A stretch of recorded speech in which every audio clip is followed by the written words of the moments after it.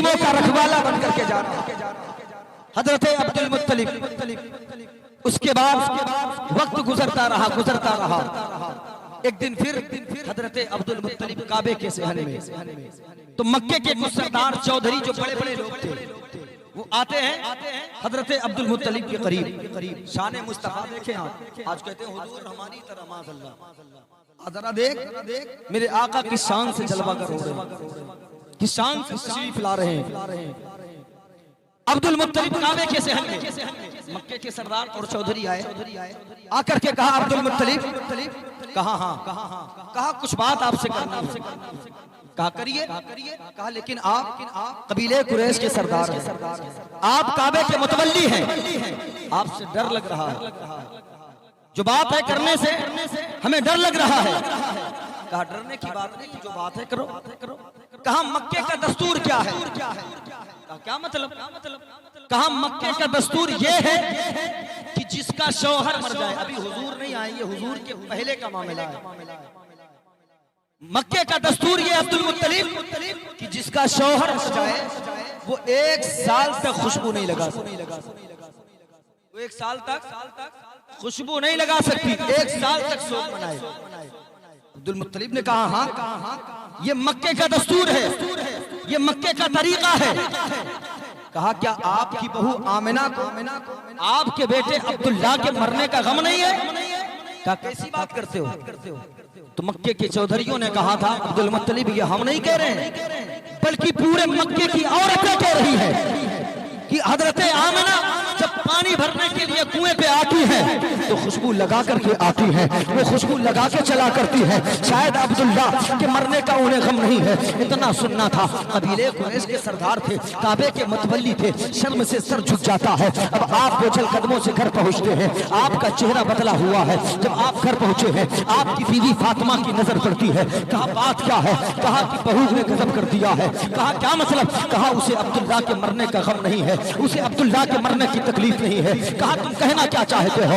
کہا مکے کی عورتیں کہہ رہی ہیں کہ آپ کی بہو آمنہ جب پانی بھرنے کے لیے کنویں پہ جاتی ہے تو خوشبو لگا کے جاتی ہے۔ اتنا کہنا تھا۔ کہا آپ کیا کہنا چاہتے ہو؟ کہا بلاؤ آمنہ کو اور آمنہ سے پوچھو وہ خوشبو کیوں لگاتی ہے۔ تو آپ کی دادی جان یعنی ہم سب کے آقا کی دادی حضرت فاطمہ فرماتی ہے وہ میرے سرتاج پہلے مجھ سے بات کر لو۔ آپ آگے بڑھتی ہے، ایک تکیہ لا کر کے دیتی ہے، کہا اسے ذرا سونگ کر کے بتائیں۔ عبد المطلب نے تکیے کو سونگا ہے، آپ نے کہا اس سے عجیب خوشبو آ رہی ہے، بڑی پیاری مہک آ رہی ہے۔ کہا آمنہ نے اس پہ اپنا سر رکھ دیا تھا اس لیے یہ خوشبودار ہو چکا ہے۔ اللہ اکبر۔ پھر حضرت فاطمہ آگے بڑھتی ہے، ایک دوپٹے کو لے کر کے آتی ہے، کہا ذرا اسے سونگ کر کے بتائیں۔ عبد المطلب نے پھر دوپٹے کو سونگا ہے، سونگ کر کے کہا اس سے ایسی خوشبو آتی ہے کہ پورے عرب میں ایسی خوشبو نہیں ملا کرتی ہے۔ آپ کی دادی فرماتی ہے وہ میرے سرتاج یہ آمنہ نے صرف 1 مرتبہ ہوا ہے، اس کے بعد میں نے اس دوپٹے کو تقریباً 9 مرتبہ دھلی ہوں لیکن اس کی خوشبو نہیں جاتی ہے، بلکہ جس پانی میں ڈال دیتی ہوں وہ پانی خوشبوؤں سے معطر ہو جاتا ہے، وہ پانی خوشبودار ہو جاتا ہے۔ اللہ اکبر۔ کہا میں نہیں کہوں گی آمنہ سے، میں آمنہ سے نہیں کہوں گی، لہذا خود جا کر کے آپ کہیں۔ آپ فرماتے ہیں اچھا آگے آگے تم چلو۔ تو حضرت فاطمہ آگے، عبد المطلب پیچھے، دادی آگے دادا پیچھے۔ آپ کھانستے ہیں، حضرت آمنہ ہیں، آپ سمجھ جاتی ہیں کہ بابا جان آنے والے ہیں، آپ کھڑی ہو جاتی ہیں۔ عبد المطلب آگے بڑھتے ہیں، بابا کس لیے آئے ہو؟ کہا بیٹی آمنہ ایک بات بتا دو۔ کہا بابا پوچھو۔ کہا ایک بات بتاؤ، کیا میرے بیٹے عبداللہ کے مرنے کا تجھے غم نہیں ہے؟ کہا آپ کیسی باتیں کرتے ہیں، میرا دن بھی رو کر کے گزرتا ہے، میری رات بھی رو کر کے گزرتی ہے، آپ کیسی باتیں کر رہے ہیں؟ یہ کس نے آپ سے کہہ دیا کہ عبداللہ کے مرنے کا مجھے غم نہیں ہے؟ عبداللہ تو میرے سرتاج تھے، عبداللہ تو میرے سہارے تھے، پھر مجھے غم کیوں نہیں ہوگا، مجھے تکلیف کیوں نہیں ہوگی؟ کہا بیٹی ایک بات بتا، مکے کی عورتیں کہہ رہی ہے کہ مکے کا یہ دستور ہے کہ جس کا شوہر مر جائے وہ 1 سال تک خوشبو نہیں لگاتی ہے۔ وہ بیٹی آمنہ بتا جب تو پانی بھرنے کے لیے جاتی ہے کیا خوشبو لگا کے جاتی ہے؟ کہا بابا بس اتنی سی بات ہے۔ کہا ہاں بس آپ جہاں دیوار پہ ٹیک لگا کر کے کھڑی تھی وہیں سے آپ نے مٹی کو لیا ہے، لے کر करके कहा बाबा इसे सूंघ करके बताए। अब आपने जब सूंघा है कहा बेटी इससे अजीब खुशबू आ रही है, बड़ी प्यारी खुशबू आ रही है। कहा बाबा यहीं पे बात खत्म नहीं होती है, जहां आप खड़ी थी आपने अपने पांव को हटाया है, पांव के नीचे की मिट्टी उठाई है। कहा बाबा इसे सूंघ करके बताए। आप सूंघते हैं, कहा इसमें बड़ी प्यारी खुशबू है। कहा बाबा बात खत्म नहीं होती है। कहा फिर कहा जब मैं चलती हूँ पानी भरने के लिए कुएं के जानी, जब गलियों से गुजरती हूँ जो हवाएं चलती है, हवाओं के झोंके जो चलते हैं, वो जो हवा के झोंके मेरे जिस्म से लग जाते हैं, वो हवा के झोंके भी खुशबूदार हो जाया करते हैं, वो भी खुशबुओं से मुअत्तर हो जाते हैं। अल्लाह अकबर। आप फरमाती मेरे आगे आगे चलिए, मेरे पीछे पीछे चलिए। आमिना आगे आगे है, हजरत अब्दुल मुत्तलिब पीछे पीछे है। अब जब आप आगे आगे गुजर रही हैं तो हजरत अब्दुल मुत्तलिब देख रहे हैं कि जब हवा का झोंका उठता है आमिना के जिस्म से लगता है, आमिना के जिस्म से टच होता है, वो हवा खुशबुओं से मुअत्तर हो जाया करती है, खुशबुओं से महकने लगती है। अल्लाह अकबर।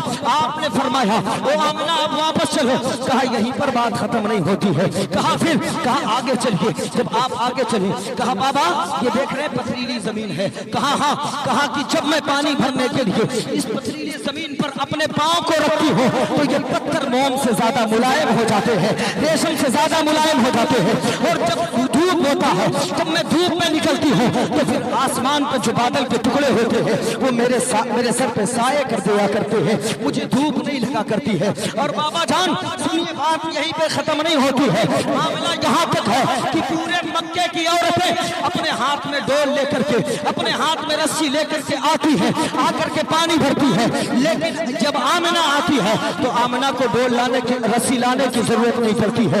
आपकी बहू आमिना जैसे ही पांव के करीब, कुएं के करीब जब अपने पांव को रखती है तो जैसे ही मेरा पांव पड़ता है जो कुएं का पानी नीचे होता है वो ऊपर चला आता है, पूरा कुआं पानी से भर जाता है। मक्के की औरतें कहती है वो आमिना थोड़ी देर ठहर जाया करो ताकि हम भी आसानी से पानी हासिल कर लें। कहा बेटी बस बात खत्म। कहा नहीं बाबा ये बात खत्म नहीं है। कहा फिर कहा जब मैं वापस लौटती हूँ तो ये दरख्त दिख रहे हैं, हाँ दिख रहे हैं, ये पत्थर दिख रहे हैं, हाँ दिख रहे हैं। वो बाबा जब मैं इस तरफ से लौटती हूँ तो ये पत्थर आमिना से बातें किया करते हैं, ये पेड़ आमिना से बातें करते हैं। वो बेटी क्या बोलते हैं? आज कुछ लोग कहते हैं सलाम पढ़ने का रिवाज ये बरेली के अहमद रजा ने दिया है, सलाम पढ़ने का नया तरीका ये अहमद रजा ने दिया है। सुन बेवकूफ इंसान, ये अहमद रजा ने नहीं दिया है। ये सलाम कब पढ़ा जा रहा है? जब आका अपने माँ के शिकम में है, आका अपनी माँ के पेट में है। अब जरा सुन, ये किसी बरेलवी की बोली नहीं है बल्कि आका की अम्मी फरमाती है। वो अब्दुल मुत्तलिब, वो बाबा जान जब मैं इस तरफ से गुजरती हूँ तो ये पत्थर भी मुझसे बोलते हैं, ये दरख्त भी मुझसे बोलते हैं। क्या बोलते हैं? हजरत आमिना फरमाती है कि ये दरख्त कहते हैं, ये पत्थर कहते हैं अस्सलातु वस्सलामु अलैका या उम्मी रसूलुल्लाह, अस्सलातु वस्सलामु अलैका या रसूलुल्लाह। ऐ रसूलुल्लाह की माँ आप पर भी सलाम हो और आपके पेट में पलने वाला जो रसूल है उस रसूल पर भी सलाम।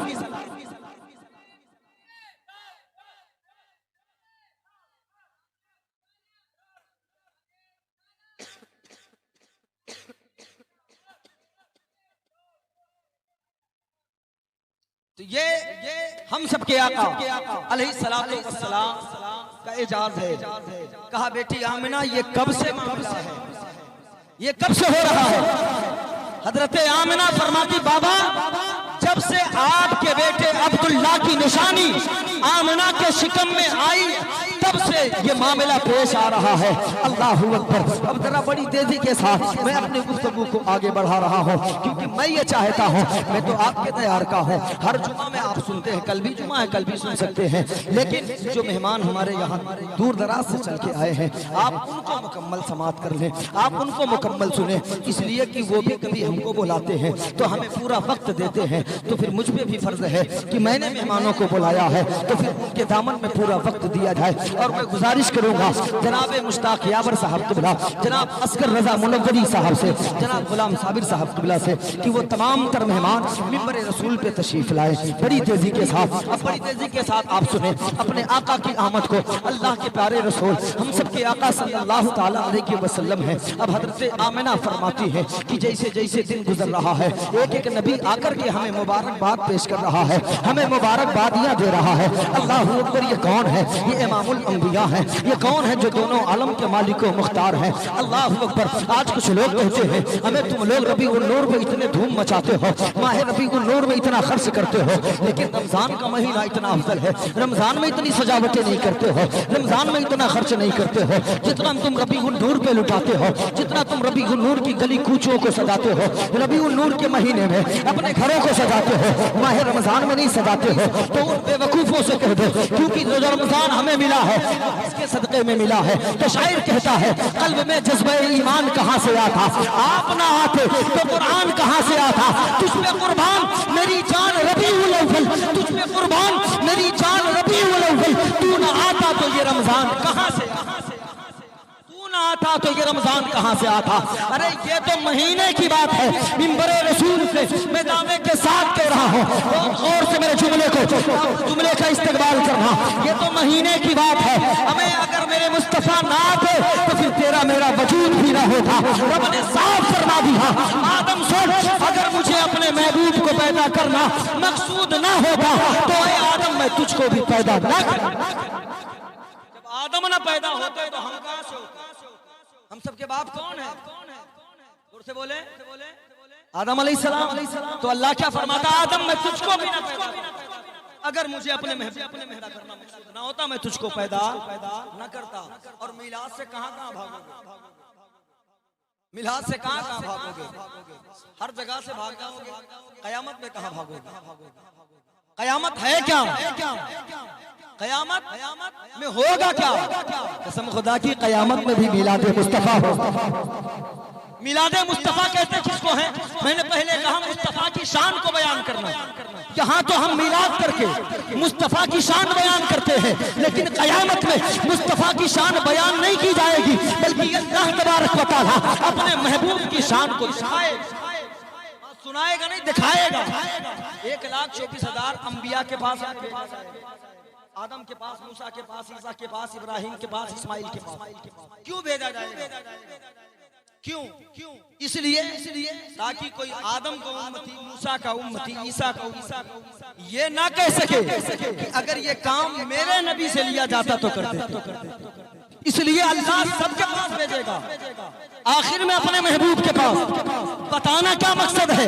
رب یہ بتا رہا ہے کہ جہاں 1,24,000 انبیاء کی نہیں چلتی ہے وہاں میرے محبوب مصطفیٰ کی چلا کر، وہاں میرے محبوب وہاں بھی مصطفیٰ کی شان اللہ دکھائے گا، بتائے گا نہیں۔ ہم تو بتاتے ہیں نا کہ میرے آقا کی شان یہ ہے، لیکن قیامت میں اللہ دکھائے گا جہاں کسی کی نہیں چلتی وہاں محبوب کی چلتی۔ آب کوثر کا جام، نعرہ تکبیر، نعرہ رسالت، جشن عید میلاد النبی، شاعر اہل سنت مشتاق یاور صاحب قبلہ، مداح رسول اصغر رضا منوری صاحب قبلہ۔ یہ دیکھ رہے ہیں دونوں مدح خان حبیب کبریا منبر رسول پہ جلوہ کر رہے ہیں۔ بس انشاءاللہ تھوڑی دیر میں غلام صابر صاحب قبلہ بھی تشریف لا رہے ہیں، وہ تیار ہو رہے ہیں۔ بس تھوڑی دیر اور سنیں گے، کنار خانی سنیں گے۔ کیا سننا چاہتے ہیں ذرا بتائیں؟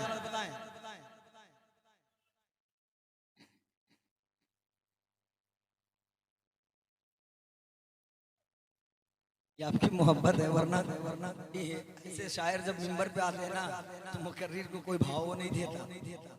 ہاں ہم لوگ اکثر پروگرام کر رہے ہیں، جانتے ہیں، بیٹھ کے بس تھوڑی دیر سن لیں۔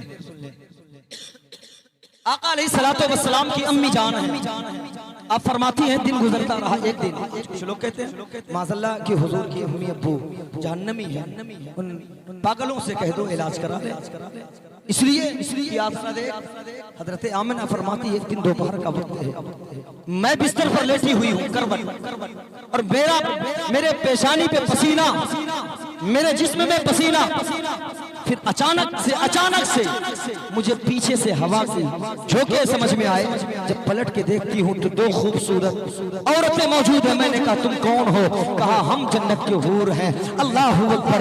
ارے جب آمنہ کی پیشانی پہ اگر پسینہ آ جائے تو رب کو گوارا نہیں، جنت سے حور بھیج دیتا ہے پنکھے ہٹانے کے لیے۔ پھر ذرا سوچ تو صحیح، اللہ اس آمنہ کو جہنم میں کیسے ڈال سکتا؟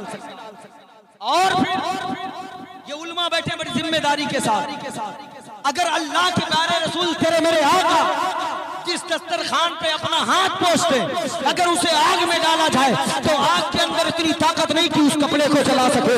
ہمیں جب مصطفیٰ کا ہاتھ جس کپڑے میں لگ جائے اس کپڑے کو آگ نہیں جلا سکتی ہے تو پھر یہاں صرف ہاتھ نہیں لگا ہے بلکہ مصطفیٰ کا پورا وجود آمنہ کے شکم مبارک میں موجود ہے. پورا جسم میں پھر میرے کیف بہت ساری باتیں ہو جائیں گی. بس آمد بڑی تیزی کے ساتھ رحمت صلی اللہ علیہ وسلم کی شان سے جلوہ گر ہو رہے ہیں.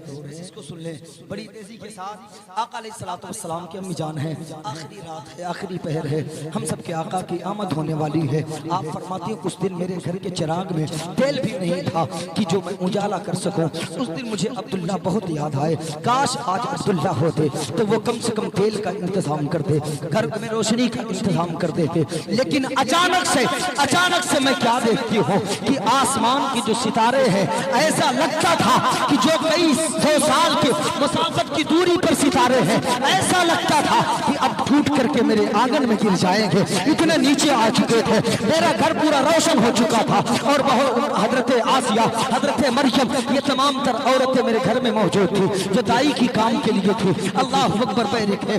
آپ فرماتی ہیں کہ جب میرا لال جلوہ گر ہوا تو جب بیٹا پیدا ہوتا ہے, کوئی بھی ماں جب بچے کو جلتی ہے تو ہر ماں کی یہ تمنا ہوتی ہے کہ میں اپنے لال کو دیکھ لوں کیسا ہے میرا لال, میرے لال کی رخسار, میرے لال کا رخسار کیسا ہے, میرے لال کے ہونٹ کیسے ہیں, میرے لال کے ناخون کیسے ہیں, میرے لال کا چہرہ کیسے ہے.